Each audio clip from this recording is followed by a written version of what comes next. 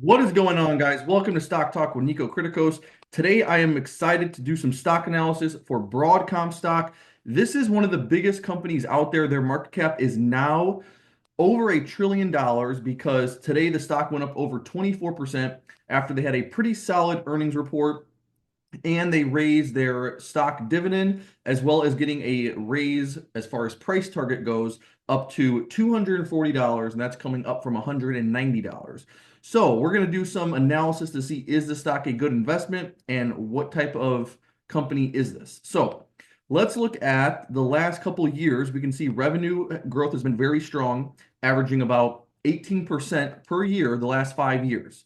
So they just did $51 billion of revenue, and that comes down to about $6 billion of net income. So that would be a little bit more than, what is that? Probably a little bit more than 12% or so for a bottom line margin. Free cash flow chart looks good. Then, EPS chart, net income is not, it's tough to say because really this is not a good move. This is a pretty bad move here coming from 2023 to 2024. Your numbers drop over 50%, going from 14 billion down to 6 billion. So that's a bit of a concern to me because, now analysts have them doing a huge jump back up to these numbers going into next year and the following year. But still, there is a lot of inconsistency. As you can see, it happened again in 2018 to 2019. There was a huge drop, and then it took them years to get back to that number. So who knows if the same thing's going to happen over the next couple of years. But the other thing I don't really like here is the balance sheet, $37 billion of debt, only 14 billion in cash. And on top of that, they're raising their shares outstanding. So there are some good things, but there is an equal amount of bad things really going for this company when you look at it. Now let's get to the valuation. So right now this says 36 times forward earnings. Yahoo has it at, let's see, 29.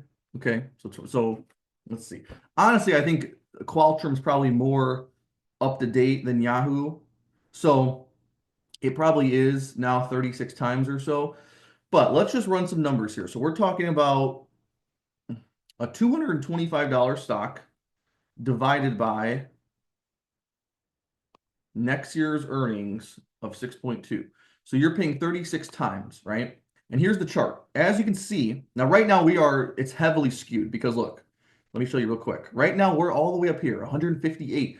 And that was 2 days ago. So now we're probably trading at 100 and who knows, 170, 180, something like that. But normally when we go to a more realistic chart here, you can see that I would say the average is probably somewhere around 30, maybe 33, somewhere around 33, right? Because this is kind of unrealistic for it to trade at 7. I think this is a different story now. So let's say 33 times earnings going into next year, right?